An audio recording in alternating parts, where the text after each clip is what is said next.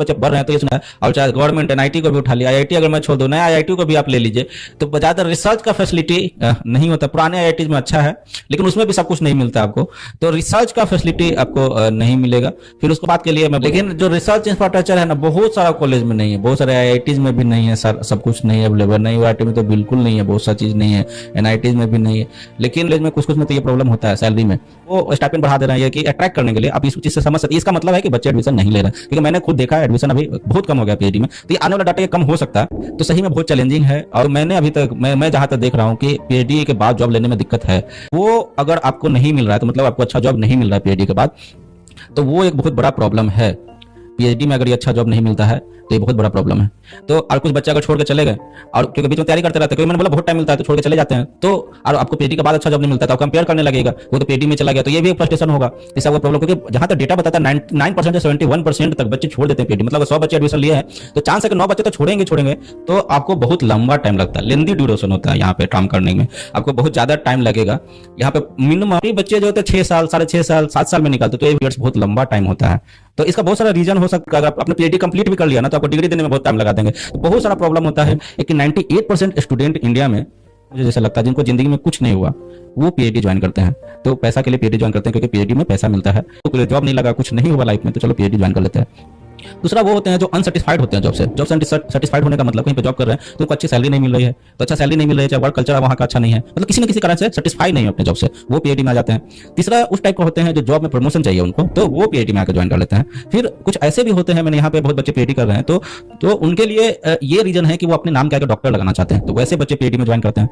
फिर उसका चौथा टाइप का है कि कुछ बच्चे ऐसे होते हैं कि जो इंडिया में सबसे हाईएस्ट डिग्री होता है ना, तो उसको शो ऑफ के लिए कि मेरे पास पीएचडी होल्डर हूं, मैं सबसे पढ़ा लिखा आदमी हूं, तो उस टाइप के बच्चे हैं जो पीएचडी में ज्वाइन कर लेते हैं, मतलब कि इसको लीगेसी के तौर में लेते हैं उस टाइप के बच्चे जो, तो वो ज्वाइन कर लेते हैं। ट्रैक किया तो ये 5 तरह के लोग ज्वाइन करते हैं। जो 98% स्टूडेंट होते हैं ये 5 तरह के ज्वाइन करते हैं। और जो बाकी 2% स्टूडेंट होते हैं ना, ये भी मैंने बहुत ज्यादा ही बोल दिया है, बाकी जो 2% स्टूडेंट होते हैं ना, सही में पीएचडी करना चाहते हैं, जिनको रियली में इंटरेस्ट है, जो ये मैंने देखा है, ये ऐसा ही है। क्योंकि मेरे बैच में तो लगभग 98% वाले स्टूडेंट ही थे, मुझे तो कोई 2% वाला स्टूडेंट दिखा नहीं उसमें, सब तो वैसा ही थे, मजबूरी में थे, और नहीं तो किसी को शौक था किसी नाम के आगे लगाना है डॉक्टर, तो बहुत कम लोग थे। वो सब बच्चे तो पीएचडी छोड़ के चले गए, 4 से 5 बच्चे पीएचडी छोड़ के चले गए। लेकिन मैं पीएचडी अगर आप करते हैं, मैनेजमेंट जो कॉलेज का है, तो वो भी एक बहुत बड़ा दिक्कत कर सकते हैं, लेकिन जनरली ऐसा प्रैक्टिकली होता नहीं है, ये मैं बता देता हूँ। मेंटल इलनेस होता है, उसमें क्या 2-3 साल एक्स्ट्रा ऐसे ही फालतू में आपका टाइम जा रहा है, पेपर भी नहीं चेक हो रहा है, पेपर पब्लिश नहीं हो रहा है, फिर बहुत सारा ऐसा प्रॉब्लम आएगा ना, तो आपको मेंटली एक इलनेस टाइप का हो जाएगा, आपको फ्रस्ट्रेशन होने लगेगा, ये भी बहुत बड़ा प्रॉब्लम होता है। एक्स्ट्रा वर्क तो आप बोल सकते हैं, लेकिन आप बोल नहीं पाएगा कि हम नहीं काम करेंगे, क्योंकि ये आप बोलिएगा तो आपको पीएचडी मिलने में दिक्कत हो जाएगी, क्योंकि सारा फ्रस्ट्रेशन तो होता ही है। फ्रस्ट्रेशन होगा आपको पब्लिकेशन में, फंड में, मटेरियल्स में, एक्सपेरिमेंटलिस्ट है तो आपका और दिक्कत होने वाला है। फिर उसके बाद फ्रस्ट्रेशन जानते हो सबसे बड़ा फ्रस्ट्रेशन कब होगा ना, कि जब आपका काम नहीं हो रहा है, उस समय पता चला कि कुछ पीएचडी स्टूडेंट उनका कहीं जॉब में जॉब लग गया, वो छोड़ के चले गए, उस दौरान भी आपको बहुत प्रॉब्लम होने वाला है। आपको लगेगा कि वो तो चले गए अच्छा जगह, मैं यहाँ फंस गया हूँ, तो ये भी एक फ्रस्ट्रेशन का कारण होगा। फ्रस्ट्रेशन होगा आपको। अगर सुपरवाइजर इगोइस्टिक है ना, बहुत ईगो वाले हैं, तो अगर आप कुछ भी काम कीजिएगा तो वो क्या करेंगे कि आपको सुनेंगे नहीं, आपका वो सिर्फ अपना ही बताएंगे कि मेरा जो आइडिया वो सही है, आप मतलब कुछ अच्छा इनोवेटिव आइडिया भी लेके आ गए, वो भी नहीं सुनेंगे। तो इससे भी आपको कंप्यूटर साइंस छोड़ के आप किसी भी से स्पेशलाइजेशन से आप पीएचडी कर रहे हैं और किसी भी फील्ड से आप पीएचडी हैं, तो बहुत चैलेंजिंग है। 6000 बच्चे स्टूडेंट्स जो साइंस में ग्रेजुएशन किए हैं, तो साइंस में जो पीएचडी जिनको मिला है, उनमें से 2000 बच्चे डिसेंट जॉब नहीं पाए। मतलब कि डिसेंट जॉब का मतलब वही सैलरी नॉर्म्स के अकॉर्डिंग नहीं है, और अच्छा जॉब नहीं मिला है 6000 में से 2000 बच्चे। ये डेटा इंजीनियरिंग पे भी सेम ही है, अगर आप सीएससी का बैकग्राउंड छोड़ दें तो बाकी बैकग्राउंड में सेम ही डेटा है।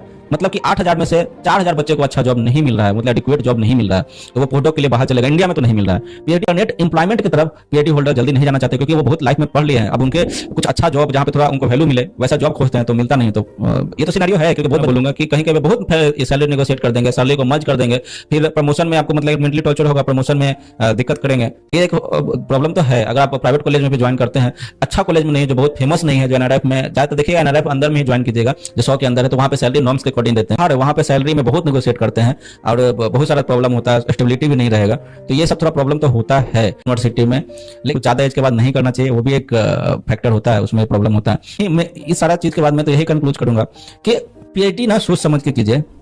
अगर आपको अच्छा जॉब मिल जाता है, पीएचडी में मत आइए। 6 साल का जर्नी है, इसमें बहुत फ्रस्ट्रेशन भी होता है, मेंटल इलनेस भी हो जाएगा आपको। तो मन से पीएचडी करना चाहते हैं तो बिल्कुल पीएचडी कीजिए।